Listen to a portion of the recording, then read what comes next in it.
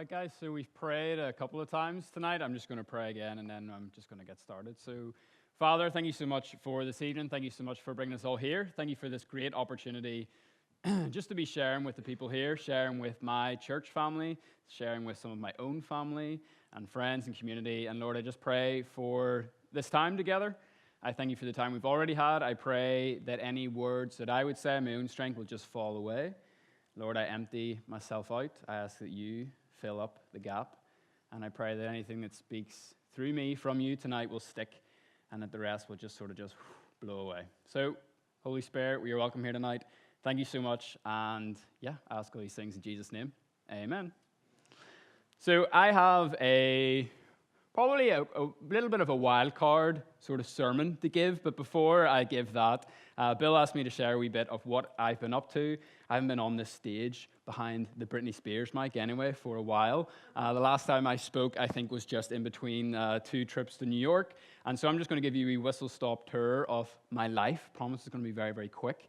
For some of you who maybe don't know me, or maybe for some of you who do know me but actually just don't really know anything about me. So this was me. I know, so cute, wasn't I? So this is me probably about 8 years old. And what was my life like as a child? I had an incredible childhood. I'm really, really fortunate to have grown up in a loving Christian home, had two great parents who loved me and took good care of me, carted me off to Sunday school probably more times than I would have wanted to, and all that good stuff. Painfully shy as a child. I mean, if you said boo to me, I just would have cried. Really, really, really timid. Didn't want to talk to anybody. Loved being in my books. Massive kind of bookworm. Loved my video games, always playing Pokemon and all that sort of stuff. Without going into a massive story, I found God, or rather, I suppose God found me, as you should probably say, at a very difficult season in my life. As a period of sickness, period of mental health problems, period of addiction. I've struggled with depression throughout my life, up and down at various points, struggled with suicidal thoughts, all these sort of big things. And God really met me in my darkest moment and radically saved me, as we like to say. And that set me off on a bit of a roller coaster journey, as I'm sure all of you have been on as well. This is me, we'll probably say 15-ish, something like that. And, stumbled my way through high school just the way I think all teenagers do. I was going to church, but was kind of just living the Christian life in church, and then during the week was just kind of trying to fit in, trying to find myself. In school, hated school, loved the community aspect of school. Whenever I got saved, I really came out of my shell. For any kind of comic book fans, I describe it as kind of like the Peter Parker moment. The glasses came off, I was confident, I was going around, it was the life and soul of the party, and really enjoyed meeting people, really loved asking questions, getting to know them and all that sort of good stuff, but hated school. Could never find anything that I was good at, was always terrible at sports, was no good at science. I'm not like my sister Rachel, who's like a maths genius. All I was good at was English literature, and really the careers advice was, you're not really going to get very far with English literature, mate. So I was like, flip me. Was very fortunate, fell into something called Young Enterprise. I don't know if anyone's aware of this, basically helps stir up entrepreneurial young people. And this was whenever I kind of found my thing, like I found my sport. That it was my rugby and it was business, and I always enjoyed making money, as Granny will. Granny's been like my business partner over the years. We did loads of things. We were exporting Tito crisps to people from Northern Ireland living in Australia and all around the world. With Young Enterprise, I started a wee t-shirt company, and Granny's packed many of t-shirts with me when I was supposed to be doing my GCSEs. But that was my thing, really enjoyed it, and started to see how actually my God-given skill set of communication and writing and coming up with quirky wee sayings could actually be used in the marketplace and all these sort of big terminologies. And so did not want to go to uni. I was like, uni is out of the question. I am not going to waste 4 years of my life. Are you serious? Like, get me out of here. And really felt like God was leading me to do other things.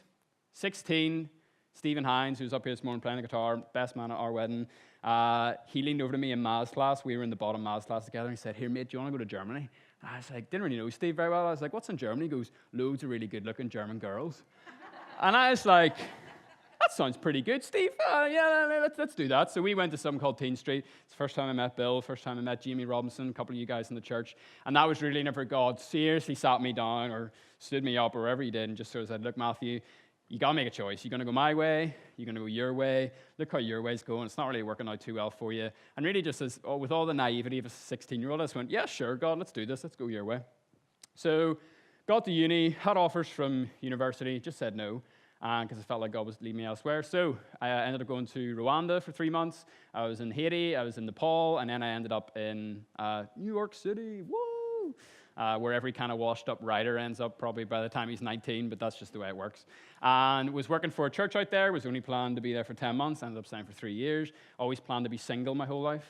Always said I'd be like the Apostle Paul, going around the place, dedicated to the ministry, dedicated to the work, going around all around the world, jumping out of helicopters, all this sort of stuff. And then this happened. I met the wonderful Jackie. Jackie is from Germany. If you haven't met Jackie, please talk to her afterwards. She's a nurse. She's incredible. And we met. We were working together. Again, she was only supposed to be there for 10 months, and then, of course, this happened, and then this happened, and then, we got married.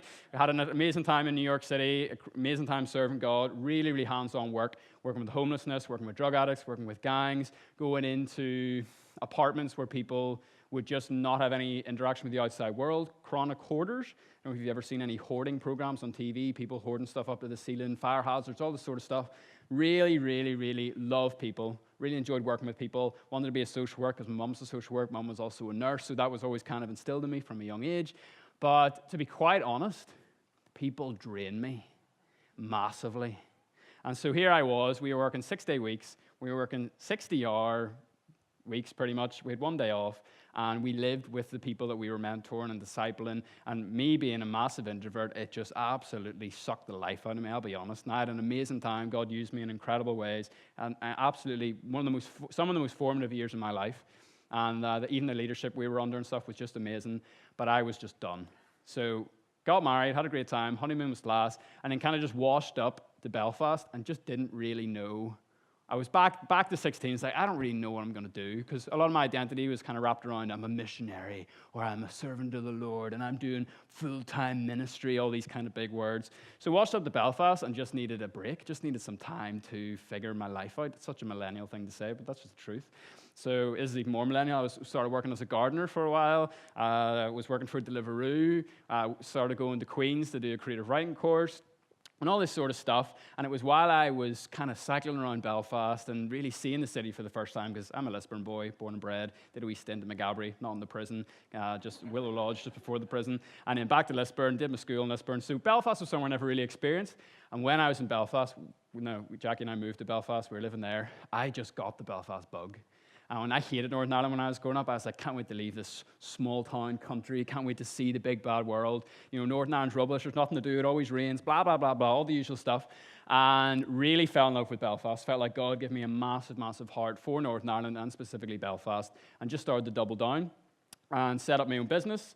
And so what is my business? Well, it's writing. We made it, guys. It's amazing. But basically, more specifically, I fell into branding and what's called copywriting, which basically means helping businesses share their stories. So complicated businesses, simple businesses, businesses you know, businesses you don't know. Basically, how do we communicate their story in an easy-to-understand way that makes you get it and makes them sell whatever it is they're trying to sell. All that sort of good stuff. So whether it's magazine articles, could be websites, I do the text. That's me. I'm the text guy. Tell my English lit teacher, I found a way to make a living out of it. It's really, really great, and I've been really, really blessed. God has given me a lot of favor in this area, and it's something that I'm really, really grateful for. I also, as you can tell, a bit of a talker now, not like when I was a child, and so got into this weird and wonderful world of podcasting.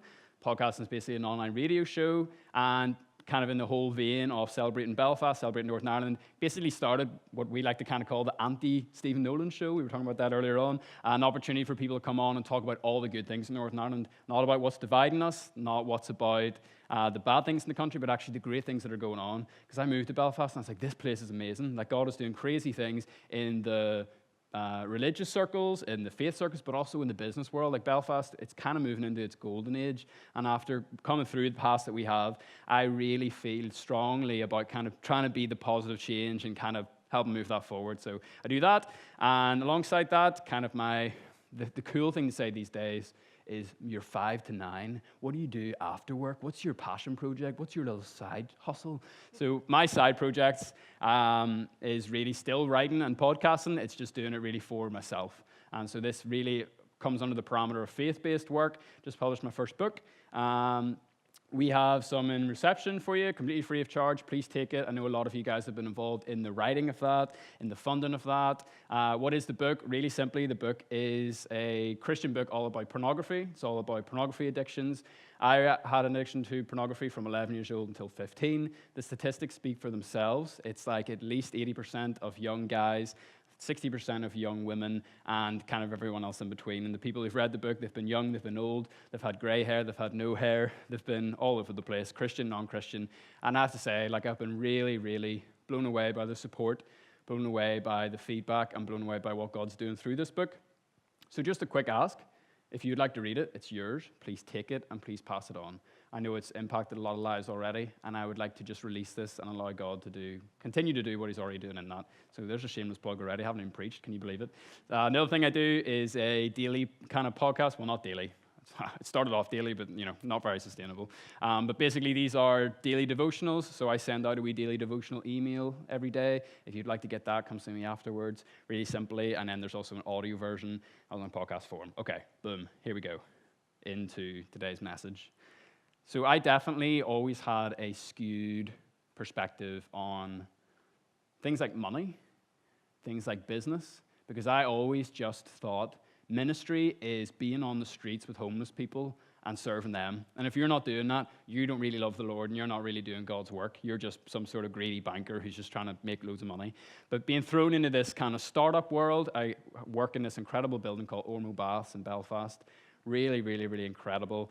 Loads and loads of different businesses, loads of people just like me who are kind of starting out, some people much further along, but there's this whole community. And so I've kind of fallen into this weird, wonderful world of business and optimizing and processes and all this sort of jargon that I never really understood. But actually, there is, I believe, a lot that we can learn as a church from the business world. And kind of on the other hand, I think that the business world can learn a lot from the church. And I'm really interested in kind of bringing this stuff practically. So tonight, the kind of little message is time management for Christians. And that sounds very, very secular, the S word. So as, to try to Christianify it, I suppose, you would say, becoming good stewards of our time. Isn't that what we like to say? We like to kind of put a nice little wee Christian bookmark sort of label on everything. And so today is all about being good stewards of our time. I'm excited to share, and hopefully it will touch you. Hopefully it'll make you think. This is basically going to be, I'm just going to download a whole bunch of stuff that I've been thinking about. It's not going to be diving really, really deep into stuff.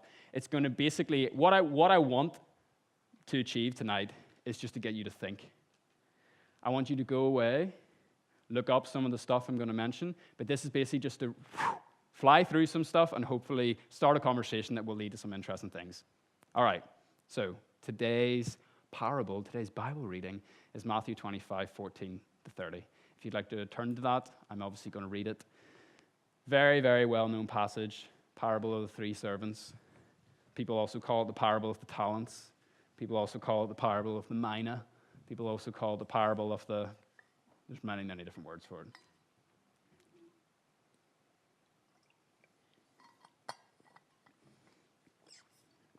This is the moment where I hope I got the right reference. I wrote it down right. I'm going to come down here and read it off the big screen.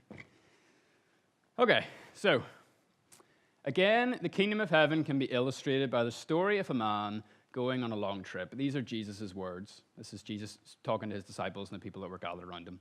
He called together his servants and entrusted his money to them while he was gone. He gave 5 bags of silver to one, 2 bags of silver to another, and 1 bag of silver to the last, dividing it in proportion to their abilities. He then left on his trip. The servant who received 5 bags of silver began to invest the money and earned 5 more. The servant with 2 bags of silver also went to work and earned 2 more. But the servant who received the 1 bag of silver dug a hole in the ground and hid the master's money. After a long time, the master returned from his trip and called to them to give an account of how they had used his money. The servant to whom he had entrusted 5 bags of silver came forward with 5 more and said, "Master, you gave me 5 bags of silver to invest, and I've earned 5 more." The master was full of praise. "Well done, my good and faithful servant. You've been faithful in handling this small amount, so now I will give you many more responsibilities. Let's celebrate together." The servant who had received 2 bags of silver came forward and said, "Master, you gave me 2 bags of silver to invest, and I've earned 2 more." The master said, well done, my good and faithful servant. You've been faithful in handling the small amounts, and now I give you many more responsibilities. Let's celebrate together. Then the servant with one bag of silver came and said, Master, I knew you were a harsh man, harvesting crops you didn't plant and gathering crops you didn't cultivate. I was afraid I would lose your money, so I hid it in the earth. Look, here's your money back. But the master replied, you wicked and lazy servant. If you knew I harvested crops I didn't plant and gathered crops I didn't cultivate, why didn't you deposit my money in the bank? At least then I could have gotten some interest on it. Then he ordered, take this money from this servant and give it to the one with 10 bags of silver. To those who use well what they are given, even more will be given, and they will have an abundance. But from those who do nothing, even what little they have will be taken away. Now throw this useless servant into outer darkness, where there'll be weeping and gnashing of teeth. Now, whenever there's weeping and gnashing of teeth in the Bible, that's serious. It's a pretty brutal way to end any parable, never mind this one. So what's this all about? What does this have to do with time? Let's hopefully find out. 3 main points, just like any kind of good little sermon, a wee 3-pointer has to be done. It's the only way to do a sermon, according to everyone that I read and everyone I see. So the first point is all about managing our time. The second point is about investing our time. And the third point is about multiplying our time. So the first point, managing our time, I just want to ask you, what do you think these, how many is there? 5 people have in common. So Bill Gates, Mike and Lou. By the way, no idea how to spell Lou, so I just said L-O. Not sure, is that it? Happy days. The Apostle Paul, me, Matthew Thompson, and Theresa May. Any ideas? You can shout out. There's only a small crowd. You won't be too shy. Parameters of time, by the way. Get time in your head. So we hint.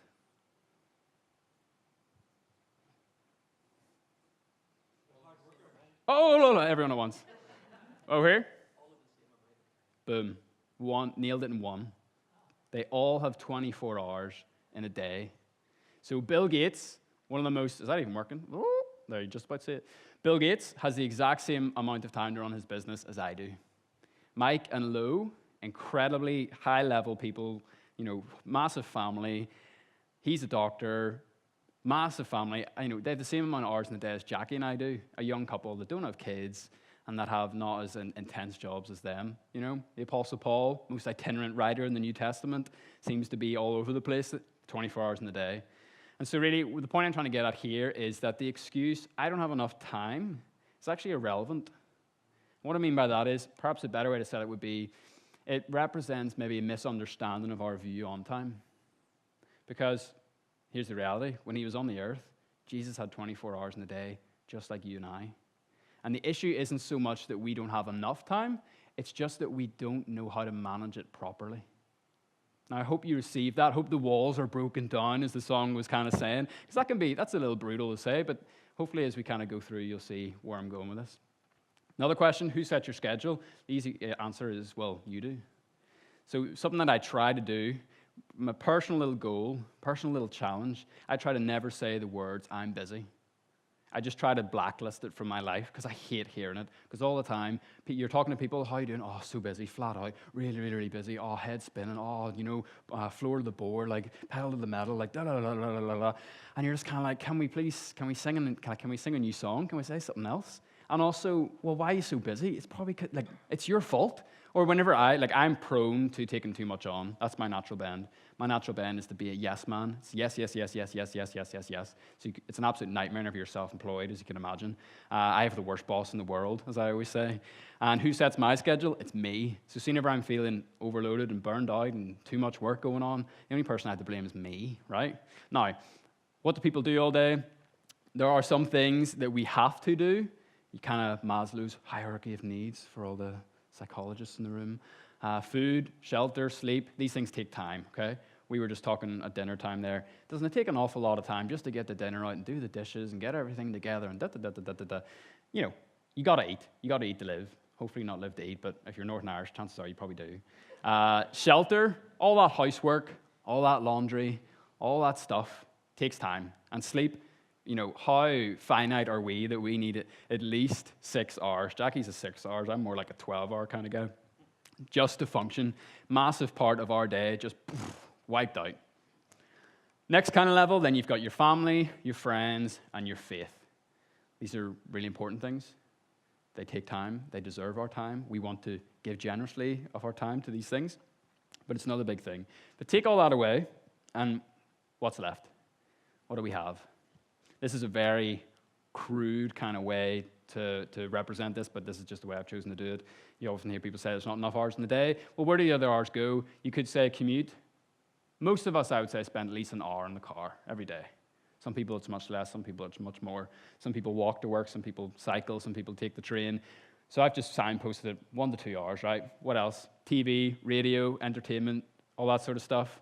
1 to 2 hours, depends on who you are. Some people don't have a TV, fair play to you. And the other one, phone and internet, I've just said 1 to 12 hours, depending on who you are.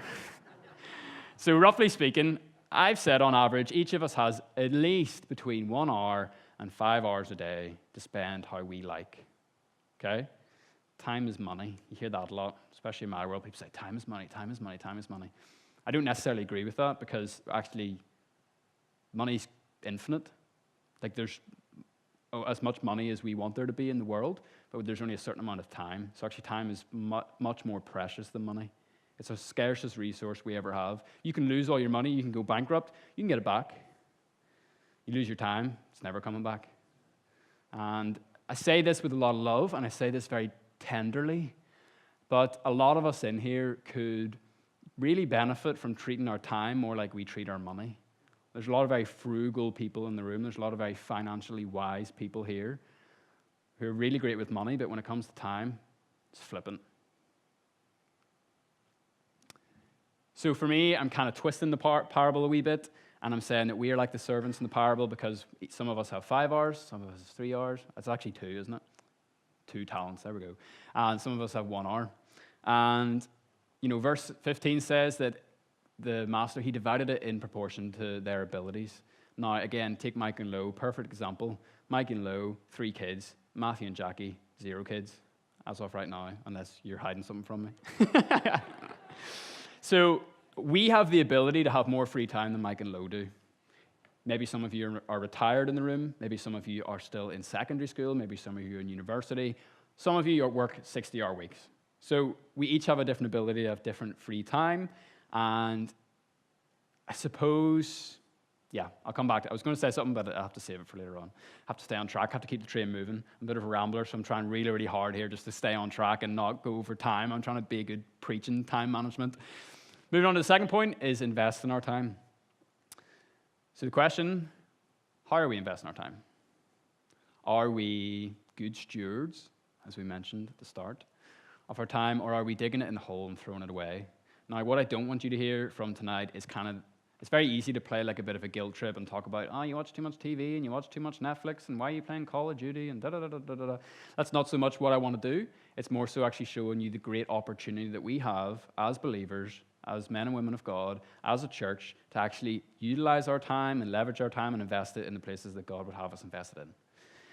This is just a quick little thing I put together, kind of the compound nature of time. So again, if we take this parable in kind of numerical values, if we have 5 hours free in the day, it's 1,800 hours a year.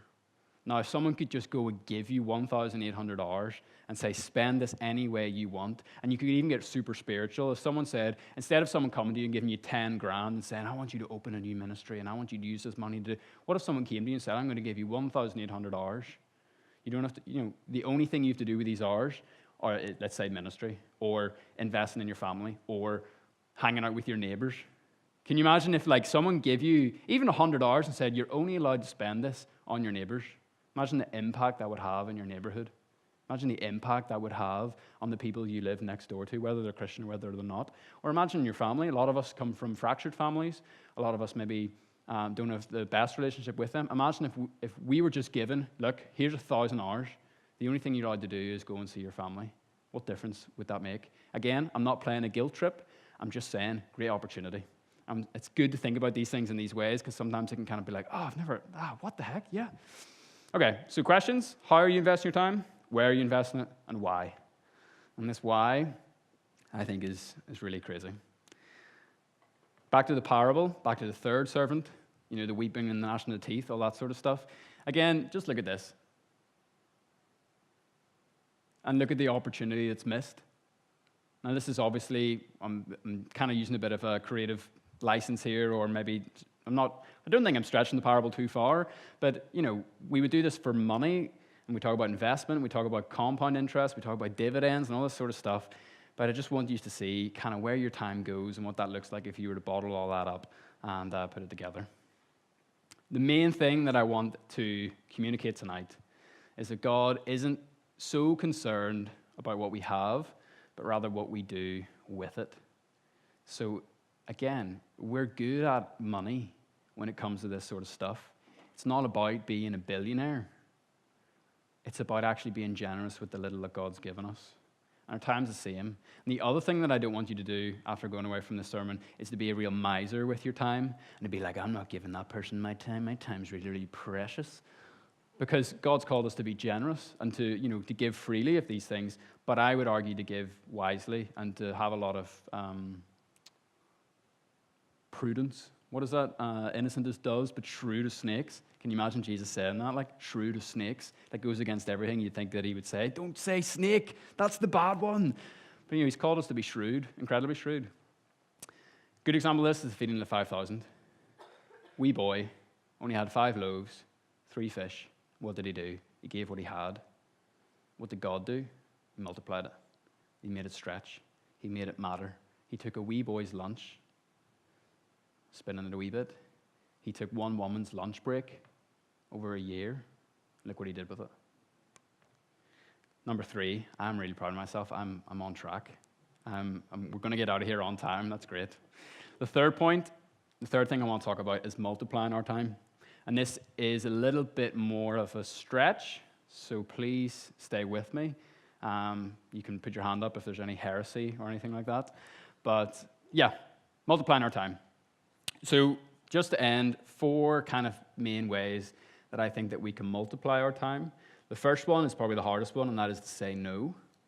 Second one is to be smart. It's a bit vague, but it'll make sense in a minute. Third one is Sabbath, the art of Sabbath and being human, as John Mark Comer says. And the fourth one is to play your part. So the first one, say no.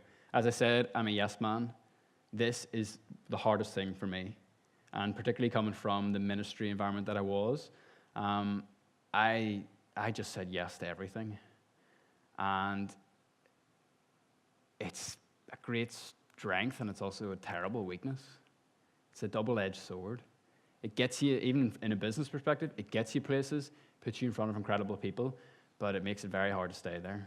Because what happens, you take on too much, you burn out, you maybe get distracted, your priorities get out of whack, and everything like that. I'm going to give you some examples of no in the Bible.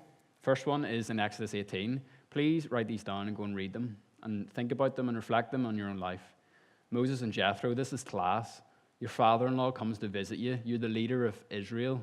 You're a big deal. You just parted the Red Sea. And your father-in-law comes and sits you down and says, Moses, you're taking way too much on. Mate, you got to sort it out. You got to delegate some of this responsibility because you're trying to do too much. You're trying to be a superhero, actually, instead of using the people around you and empowering them and empowering their leadership. Second one, it would be the apostles and the tables. I think this is really controversial. Like, that verse is madness. The apostles get together and they basically say, look, it's a waste of our time to serve the tables. We need to be dedicating ourselves to prayer and the teaching of the word. Now, it sounds great whenever the apostles say it, but think about what that would look like practically in this church.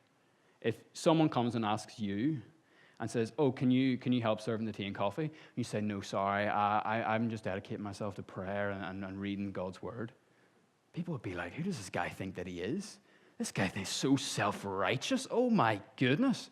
But there was immense courage in there, and I'll kind of come back to that as well. And the third one is Jesus and the crowds. Again, this is massive. The crowds are literally crying out for Jesus. The crowds want Jesus to come and speak to them and potentially heal them or whatever it is. Again, it doesn't actually say. And Jesus retracts. Jesus says, no, I'm going to go to the mountains with my disciples. Or they say, we want you to go here. And he says, no, I'm not just called to this area, but I'm called to all of Israel. And off he goes. And that's hard. That's really, really big. And I think usually in a Christian environment, it's not something that we talk about or we think about, but it's, I think, very, very important. Okay. Again, Bit of a wild card. Please stay with me. Second point is to be smart and leverage stuff. There's another good business word, isn't it, John? Leverage. Leverage everything. We do have an immense opportunity in this technological age. I'm always harping on about social media and about Facebook and all that sort of stuff. And actually, let me rant a wee bit. See social media, see YouTube, see all these things. They're incredible things. They're incredible connectors. But I've been in meetings with technology startups all about one thing, and that is how can we get our users to spend more time on our app. There are teams of people literally dedicated to getting us to spend more time on our phones. And not just like, oh, how can we make it more fun, but hiring like neuro-linguistic programmers, people who understand how the brain works, people who understand how to manipulate the human mind and the human body and all this sort of stuff. A lot of the social media mechanics, it's a wee bit technical, but stick with me. A lot of the social media, the way they're built, it's actually, they flew in consultants from Las Vegas who knew how to play on addictions and play on like slot machines and try to get people to hook in, and they're built in the same sort of way and on the same sort of thing. And that's just to make you aware. Sorry, I can't really lean on the Lord's table, can I? That's my old RP backgrounds. I nearly thought I was going to be struck dead. Oh no. So again, a little aside, but just to make us aware, there are people who are trying to manipulate our time. And that's not to say that these people are evil criminals. I'm not saying that Lucifer himself is, sitting behind Mark Zuckerberg or anything like that, but it's just to make us aware, to make us maybe think about things that we don't usually think about. Okay, so how can we leverage our time with technology? These are really silly, these are really simple, but I'm all for working smarter instead of working harder. And really simply, right, something simple, these are just silly examples just to get the ball rolling. Tesco's delivery, okay? Like, here's what you can do. You can take your 3 kids and you can fight through traffic and you can go through the rain and you can go around Tesco and you can spend an hour and a half, if not more, getting everyone together, or you can spend 15 minutes on a lovely app, and you know what? You might even have to pay £3.50. And you save so much time. Okay? Here's another thing. Anyone have a slow cooker? Right? We love slow cookers in our house, right? Why is he preaching about slow cookers? He's lost the rag, clearly, right? See, instead of coming home after a long day of work and making a big, massive dinner and doing loads and loads of dishes, we just throw stuff in the slow cooker before we go to work, we come home, we eat it, and you have one dish to wash, and then that's that. What do you save? You might save an hour, okay? I'm being a wee bit pedantic here, but, this is welcome in my mind, right? The third one is audio, okay? So I've mentioned podcasting, but think about that commute. Think about your time on the train. Think about your time walking to school. Think about your time driving in the car. Some of us spend 15 hours in the car a week. What if we were able to leverage that time for calling our friends, calling our family, for listening to a Christian podcast, for praying to the Lord, for listening to the audio Bible? There's a great David Suchet audio Bible, and his voice is just absolutely unbelievable. It's like the most basic thing. You're like driving to work and you're listening to, Jeremiah or something. And you think the whole world's about to end because it's just amazing. But how much of the Bible can you blast through if you were to start listening to that, right? Really, really simple. It's not rocket science.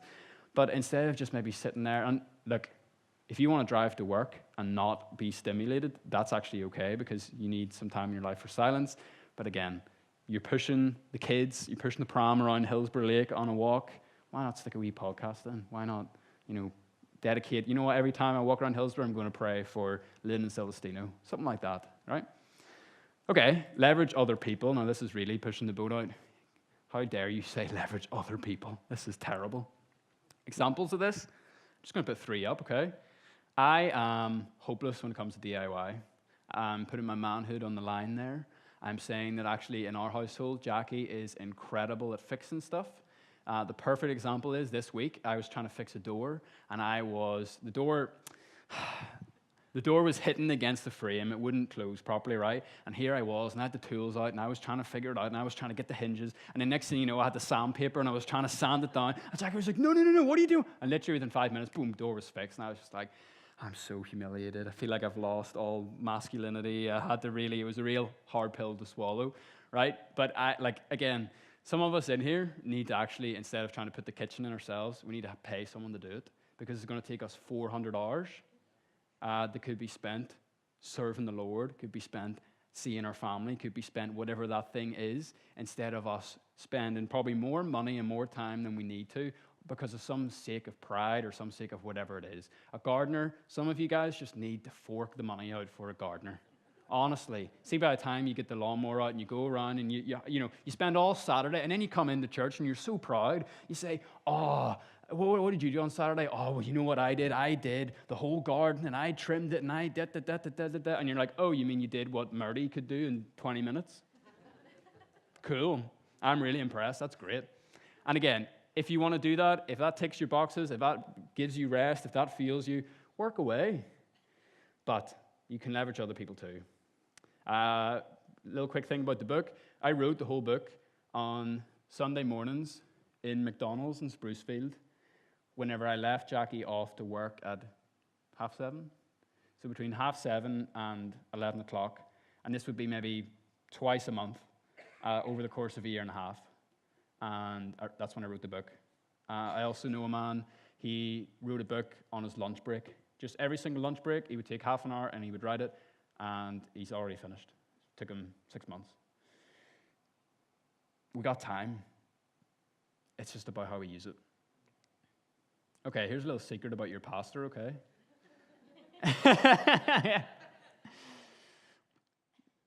This last slide here, you know what a lot of us do? A lot of us try to leverage our pastor in a bad way. What I mean by that is we try to outsource the ministry to this man and other pastors, not just, church capital C, not church lower C, not just Hope Church, but churches everywhere. But there is a really unhealthy perception, attitude that says ministry is for the man of God or the woman of God who has been given, the place in front of the pulpit on a regular basis. And actually, what Bill has done, what Pastor Bill has done and has always been about and is really, really walking into now, is he's actually trying to leverage us. Because if you look at the Bible, and this is my opinion, you may disagree with me, the role of a pastor is to equip the saints for ministry. The role of a pastor is not to do the ministry. He actually should not be serving the tables and he should be dedicating his time, and he should be using us. And it's us who should be leveraged in this situation because we are the body. We are the people who should be going and doing this work.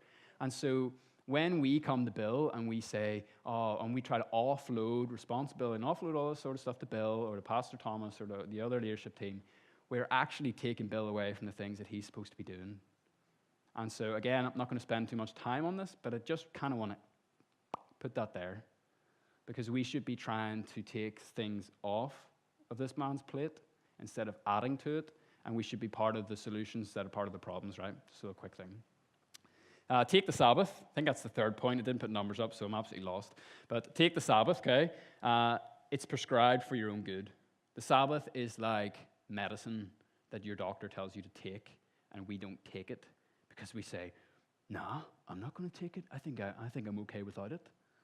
I don't know how many of you are weird about going to the doctor, but Jesus said the Sabbath was not made for man. Well, man wasn't made for the Sabbath, but the Sabbath was made for man. The Sabbath is a gift for us to partake in. Now, you have all the free will and you've all the right in the world to reject that, but we're a fool if we do. God has blessed that time, okay? Jamie's laughing. Jamie and I and Jackie and Celine, we were in Cork last week for my birthday. On the long drive, we listened to this incredible book. I'm going to put it up. It's called Garden City by John Mark Comer. He talks all about Sabbath. He talks all about rest. But he had this mind-blowing point about the Sabbath. First page of the Bible, right? God created heaven and the earth, all that kind of sequence, and God saw it was very good and all this sort of stuff. God blesses three things in Genesis. He blesses the animals, be fruitful and multiply. He blesses us, mankind, humanity, be fruitful and multiply. And he blesses Sabbath. He blesses a day. He blesses a time. He doesn't bless a thing. He blesses a space in the time continuum. There you go, I'm trying to dip into my science again, Rachel. And what he said, and I found this very, very interesting, is that actually the purpose of the Sabbath is to multiply our time. The same way that the animals and humanity was supposed to multiply, that blessing speaks of multiplication. How do I kind of contextualize this? It would be like, do you ever remember whenever you were a kid and you're driving to Newcastle and it feels like it takes you 4 days to get there? And now you do it and it feels like that. I think it's something like that. And what I mean is, on the Sabbath, it's a day to rest. It's not a day to run to and fro and get busy and juggle things and get distracted and just let your time go really, really, really quickly. But it's actually a time where we intentionally slow our day down, slow our time down, and make us feel like we actually have more time. And what does that do? For us, in a day and an age where we are flat out and we feel so busy and we feel so rushed, the Sabbath is just like that beautiful part of the week to just, boop, press that reset button, to energize us and to equip us more to do the ministry and the work and handle all the responsibilities that God's called us to do. Again, you could do a whole sermon series on the Sabbath, but whatever. And I remember writing something one time about a bow and an arrow in the Sabbath, and just that idea that actually for an arrow to go further, it has to be pulled back. And that's what the Sabbath is. The Sabbath is a pulling back so that we can go further. I've worked, I've overloaded myself with work, and I know that my work is much more efficient and much better whenever I take that time to pull myself back. Same with the Sabbath. Read this, Garden City, John Mark Comer. Check it out. By the way, if you want these slides, I can email them to you. If you want this book, I can give you an Amazon link, whatever it is, but you got to read this. It's unbelievable. Okay, I think this is the last point. It's the second last point, and this is play your part. I think there's a rap song coming in my head right now. Is that even legal? But he talks about, it's actually a Shakespeare quote reworked, but it's something like, we all play a character in a stage of life. We all have a part to play. It's also biblical, 2 Corinthians 12. We are all part of the same body, but we are all a unique part of that body. Again, go and read 2 Corinthians 12. Think about this, reflect on this, and hands versus feet. I don't know why this just came in my head, but if I was to walk to this back here and go and say hello to Ken, see Ken there, but if I was to walk to Ken on my hands, it would take me much longer than it would if I was to walk there on my feet.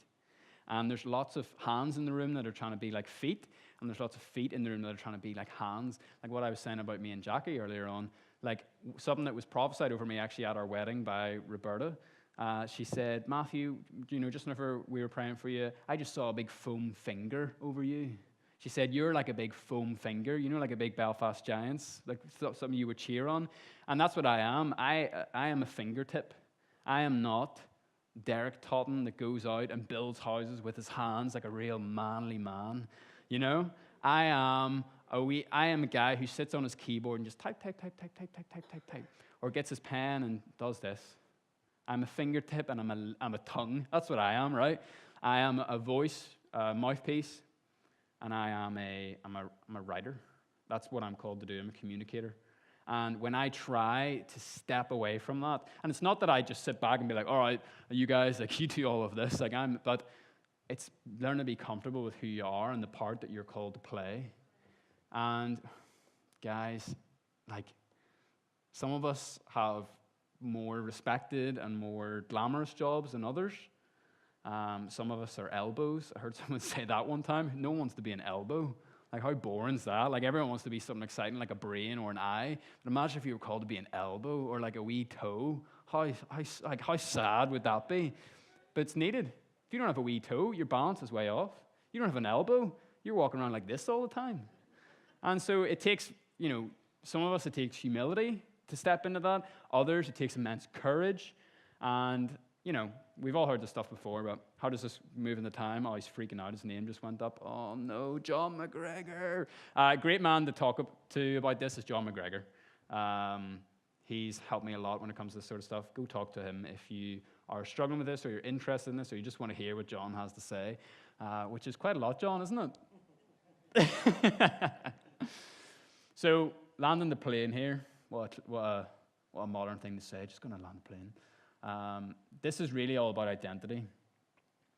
And the reason why it's all about identity, it's really about knowing yourself, and it's about becoming comfortable with who God has called you to be. I've spent too much of my life trying to be something that I'm not. I've tried to be the high energy, super servant-hearted guy that would take on everything and could solve everyone's problems. And there are people in the world who can do that. I've met them. They're exceptional. The more they hang out with people, the more that gets put on top of them, the more energy they have. Not me. I learned that the hard way, and I learned that the stubborn way, because that's what I wanted to be. Don't know why. You can psychoanalyze me afterwards, but that's just what I wanted. And now, came back from New York. I don't know if you've experienced this, Jimmy, but almost like a certain level of what would you call it?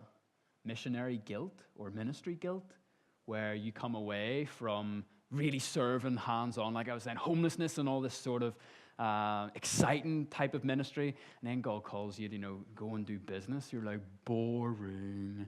That's not holy, you know what I mean? But actually, everything is holy, everything's sacred. The things that God calls us to are incredibly important. So you got to know yourself. You got to be confident and courageous that actually this is what God's called me to be. This is what God's called me to do.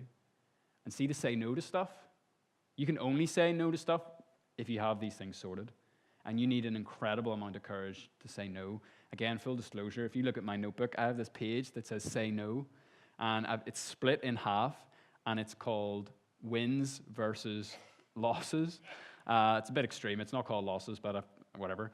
And I actually write down every time I say no, because it's something that is so hard for me to do. And whenever I say no, I celebrate because it's something that I'm really trying to work on, but it takes a lot of guts.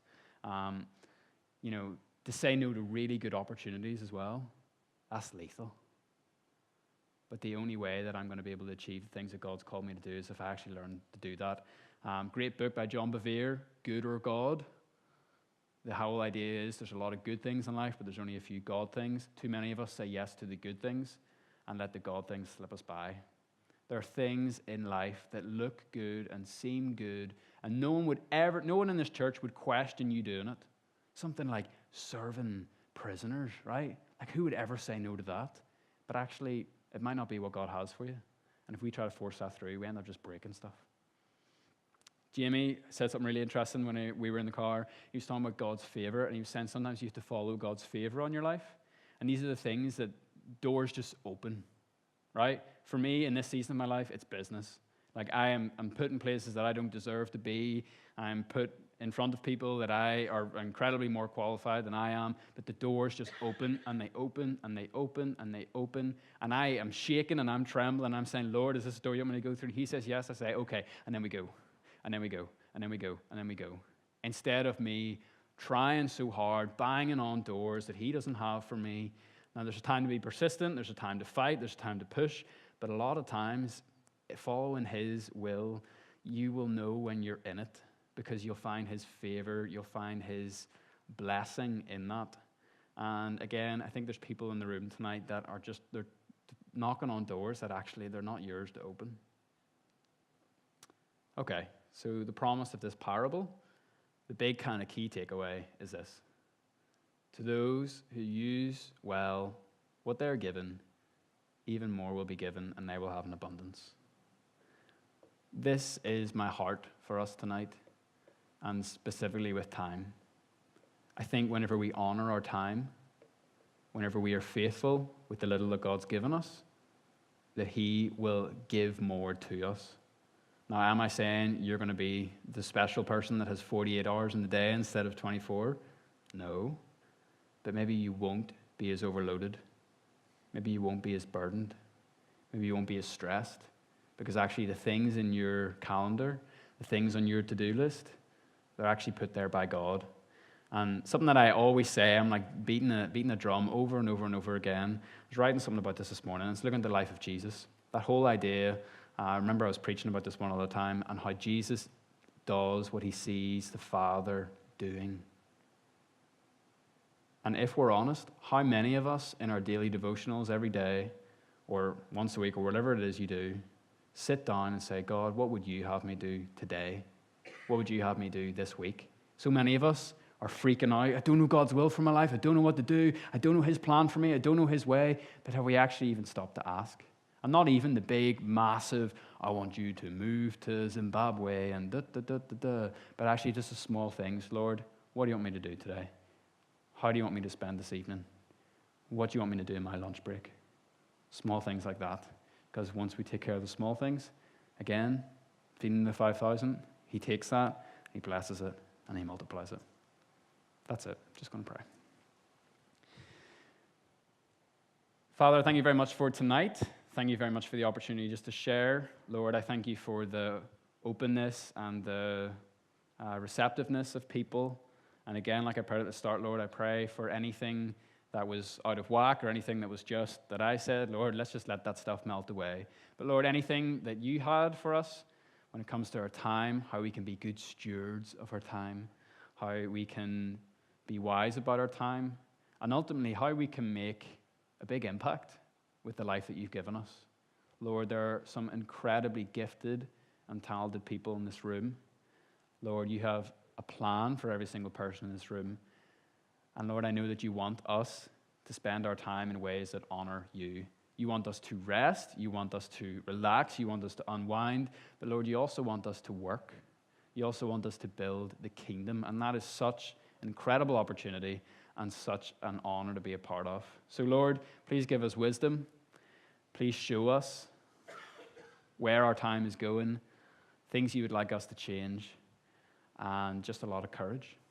Help us to be more comfortable and more confident in who you've made us to be, the gifts that you've given us. And Lord, I pray that you will open doors in the direction you want us to walk. And I pray for your wisdom, your guidance, and your favor.